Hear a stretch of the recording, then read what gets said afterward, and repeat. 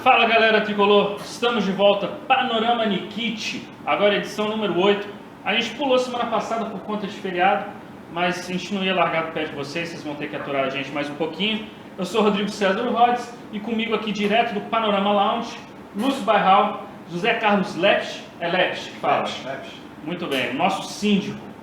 E Lúcio, queria aproveitar, vamos brindar aqui a nossa patrocinadora aqui, muito obrigado, ao Fluminense.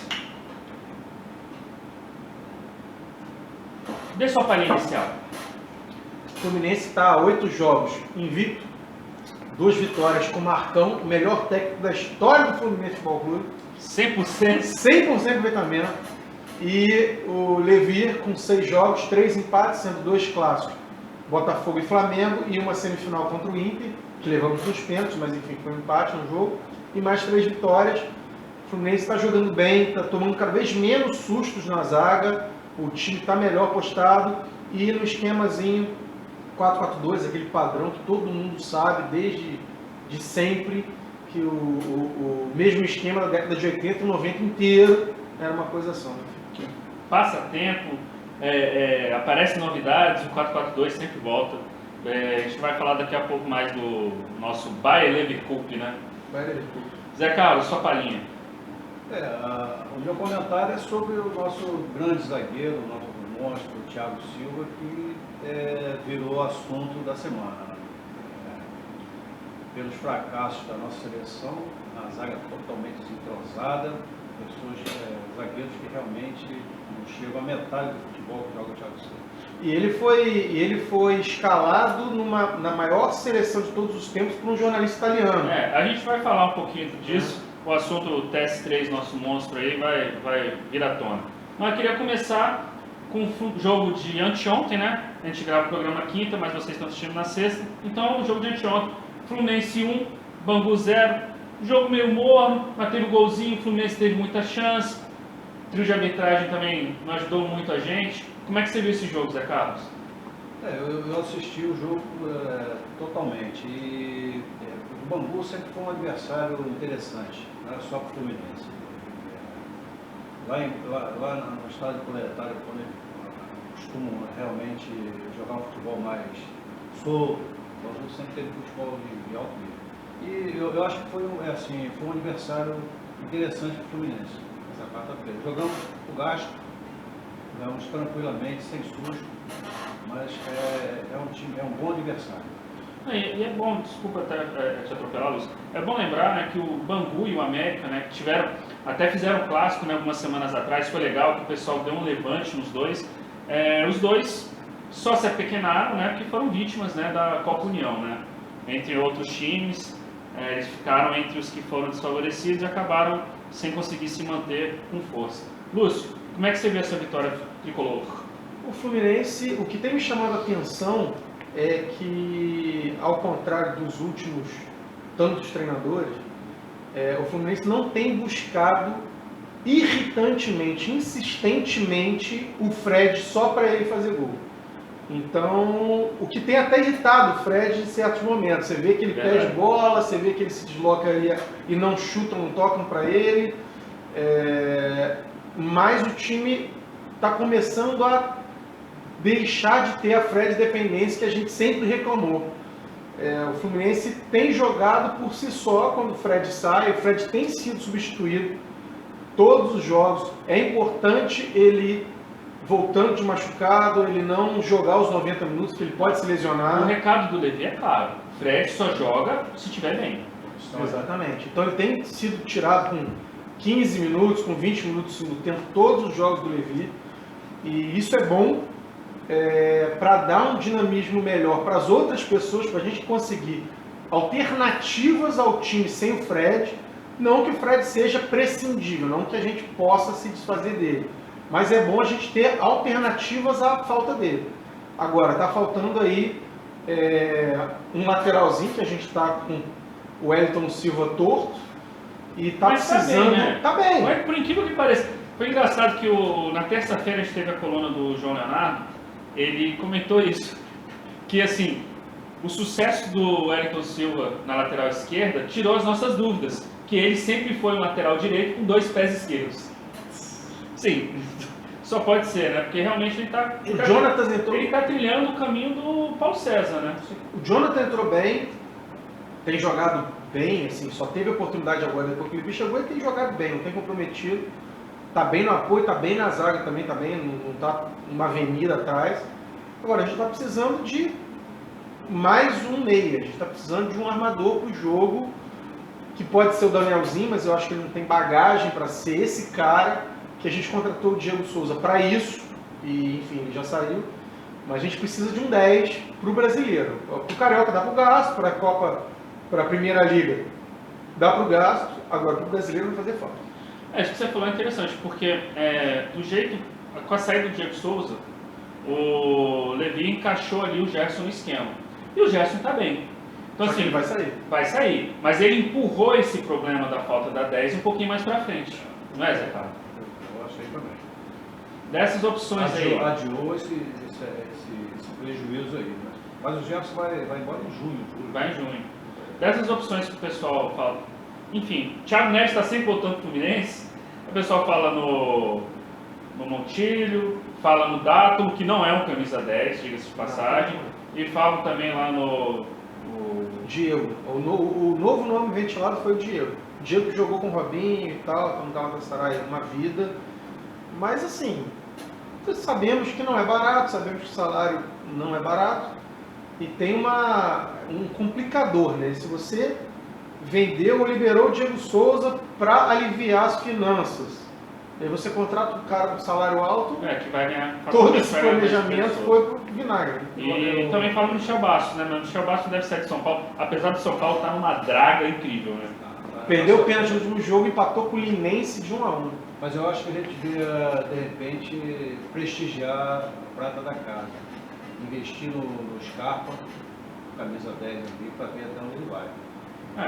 Ele encaixa onde você colocar. Se verdade. botar de goleiro, ele vai fazer um esforço ali. Exatamente. Bom, e aí o nosso próximo, ainda falando de Carioca, né? Nosso próximo compromisso, agora Madureira, sábado, 6h30, mando deles pro Moacirzão. Né? A gente ganhando mais 3 pontos, o time está se firmando, né? Talvez seja bom até o Levi mandar o pessoal tirar um pouco o pé, né? Para não se cansar, acontecer que nem está acontecendo com o Flamengo, né? Pelo menos a desculpa do Muricy é essa. Mas 3 pontinhos, né? Seria uma boa. O Fluminense ele precisa chegar à última rodada, que é contra o Vasco, em Manaus, já classificado, já com a sua posição definida entre os 4 primeiros. Por quê?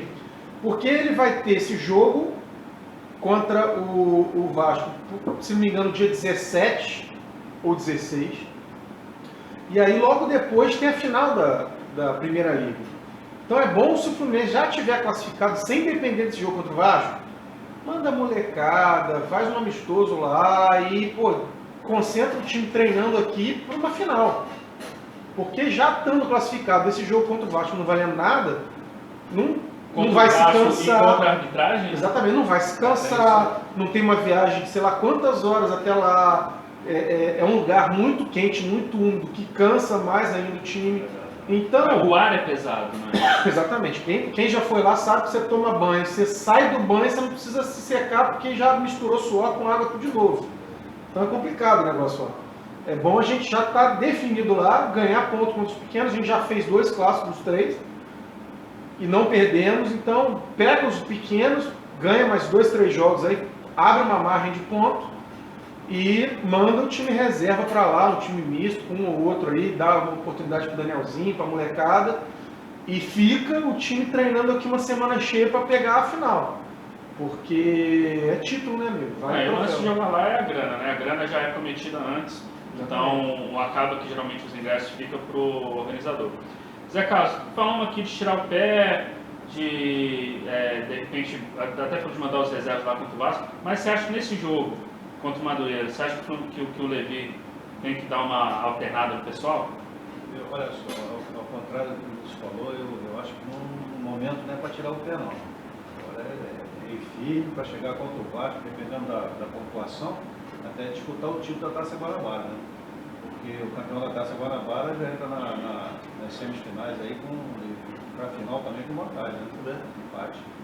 E na verdade toda vantagem que a gente conseguir é tirar uma desvantagem que a gente já tem, né? Justamente. Com relação à arbitragem, toda a vergonha que a gente viu no jogo do Bangu, vários impedimentos inexistentes, o Bangueira já estava com o braço engessado lá, marcando. E o Lúcio fez um comentário muito bacana que eu vi no Facebook. É claro que o Vasco é o primeiro a ser beneficiado. Inventaram um pênalti pro Vasco em cima do Botafogo. Bem feito, porque quem mandou o Botafogo apoiar o Vasco. E aí no outro jogo seguinte pro Botafogo, para dar uma amenizada, né, inventa um pênalti pro Botafogo. Exatamente. Mas essa é a nossa FED. Vamos aproveitar e fugir um pouquinho da FED, né? Vamos falar de Primeira Liga. Última notícia de quinta-feira é que o Peter bateu o martelo, jogo em Juiz de Fora mesmo, Manaus e Cariacica descartados, mas o Peter quer o jogo para o dia 21. Né? Quinta-feira vai ser o dia 20, né? Vai ser véspera de feriado, quinta não, minto, 21 é quinta e 20 é quarta. E aí o pessoal pode ter até dificuldade de se locomover aqui do Rio para Juiz de Fora e outras coisas, e na quinta-feira pega o feriado cheio, muito mais fácil do público ir. Então assim, isso ainda está sendo definido, né? O PT vai tentar bancar essa, eu acho legal. Na verdade, a preocupação dele é, por ser uma final, a quantidade, volume de gente que sairia do Rio à noite, saindo do trabalho, 6 horas da tarde, para chegar lá às 9h40 para o jogo. O jogo começando. O trânsito com o jogo começando vai ficar muito corrido. E sabemos que não tem aeroporto, não dá para ir de avião, enfim. E no dia do feriado, fazer tipo 4 horas da tarde, para a pessoa acordar calma, tranquila, almoçar lá, chegar lá com calma. Quem não conhece, conseguir chegar numa boa, eu também não conheço. Eu já fui lá, eu fui Fluminense e Grêmio em 2003, que o Fluminense perdeu o mando de campo e estava brigando para não cair. O Fluminense está brigando pelo título, não briga para não cair, não tem meio de tabela. Esse ano o Fluminense estava brigando para não cair, 2003, e perdeu o mando de campo e jogaram lá de fora. O Fluminense pegou o Grêmio, ganhou de 2-0, gol do Michael Bolt, se não me engano, e enfim, se livrou tranquilo, mas é um estádiozinho muito bacana. É uma ferradura, é como se fosse o Pacaembu sem o tobogã. É uma ferradura, ou São Januário, por exemplo, é uma ferradura e de um lado não tem. Mas é um estádio muito bacana, é um vale, ele não é construído para cima. Ele aproveitou 2 morros e fizeram arquibancada nesses 2 morros. Então, até a formação geológica do lugar ajudou. Mas é um estádio muito interessante, muito bacana, gostei de lá, não é tão próximo ao campo, mas é bacana, é bem bacana. E é bom que, além de ser perto do Rio, né, Juiz de Fora é a maior cidade carioca fora do Rio, né? Exatamente. A torcida lá está sempre presente. Ainda vai demorar um pouquinho, 20 dias para esse jogo. A gente não sabe nem como é que vai estar o time, se alguém vai machucar, alguém vai voltar. A gente não tem o Fred, pode ser que o Richarlison de repente jogue, ou o Pedro, ou o Magno Alves. Tá confiante com esse título, Zé Carlos? Bastante. Eu estou até pensando em assistir esse jogo. Com certeza. O Lúcio conhece o local, o estacionamento. Tranquilo. Como vai ter muita gente, é melhor a gente parar próximo à cidade, não tão dentro do estádio, e pegar um táxi ou ir andando e tudo, mas assim, é bem tranquilo, é um estádio que tem uma estrutura bacana. O negócio é mandar o Pierre quebrar o Vinícius no primeiro minuto, né? Fica tudo bem. Gente, então assim, vamos esperar a última notícia aí, que vai ser dia 20, dia 21, já que o local já está marcado, e a gente se encontra lá, né? Vamos todo mundo fazer o caminho. Vamos para fechar aqui, falar do Thiago Silva. A seleção está mal das pernas, a zaga está errando muito, o pessoal reclamando muito do Davi Luiz. Parece que o clima interno já não é mais tão bom. Alguns jogadores contra o Dunga e agora alguns jogadores contra o próprio Neymar, né, que está sendo muito estrela, pelo que diz os boatos, né? E de repente falou-se no Thiago Silva. Por quê? Porque ele saiu num jornal italiano, né, o Corriere dello Sport, e foi colocado na seleção brasileira de todos os tempos das Copas. Assim, um certo exagero, a gente reconhece. O Brasil teve zagueiros melhores que o Thiago Silva, mas assim, o Thiago Silva é o nosso monstro. Teve seus erros, né? Tá pagando por eles, porque ele jogou lá no Milan e A torcida de lá foi encantada. Não, ele chegou no Milan para suceder o Paulo Maldini, um dos mais queridos, dos maiores ídolos da história. O pai dele já foi ídolo, ele foi ídolo depois do pai dele, assim, uma coisa louca. O Thiago Silva conquistou o espaço dele, é adorado, ele só foi pro PSG porque realmente o PSG deu muita grana para ele ir, não tinha como recusar. E é adorado, e o pessoal colocou lá o Thiago Silva, e o pessoal na Europa inteira não entende por que o Thiago Silva não está na seleção do Dunga. Nem o Marcelo. Nem o Marcelo. O Dunga inventa até mentira, né, para convocar o Marcelo. Mas durante a Copa, o Thiago Silva teve um certo descontrole emocional, está pagando por isso, perdeu a abraçadeira de capitão com o Neymar, aí reclamou publicamente, o que foi pior ainda mais pro Dunga, né, que é um cara turrão, cabeça dura e tal, e está pagando essa geladeira. Só que chega, né, assim, problemas à parte, seleção em primeiro lugar, né, Zé? Com certeza. O futebol está Fluminense em primeiro lugar e segundo lugar seleção. Se o cara é craque, joga bola, é como o João Saldanha falava, né? Eu não quero o cara para casar com a minha esposa, com a minha filha, eu quero o cara para jogar no meu time, produzir. Você tem que entender que em primeiro lugar o Fluminense, segundo o Vasco, e Vasco é sempre segundo, e terceira seleção. Mas assim, a questão da seleção é a seguinte, o Dunga, ele é um cara no comando da seleção como era como capitão e camisa 5. É voluntarioso, é guerreiro e tudo, mas, cara, na boa. Ele não consegue montar uma seleção, ele não teve estofo, não teve anos e anos de convívio no comando de um time. E já foi direto para a seleção. É totalmente diferente de outras apostas, de outros treinadores que tentaram e tudo. Por exemplo, o Roger, que está treinando o Grêmio, ele faz as etapas normais. Ele foi jogador, bom jogador, técnico, agora está treinando um clube, já pegou um clube de ponta, enfim, e ele vai galgando. Uma hora ele chega a ser da seleção, não pode queimar etapa. O Dunga, ele queima etapa e assim, ele tem as suas convicções. A meu ver, erradas. Ele faz convocações esdrúxulas, monta times péssimos e continua deixando a seleção toda coadjuvante para que o Neymar brilhe.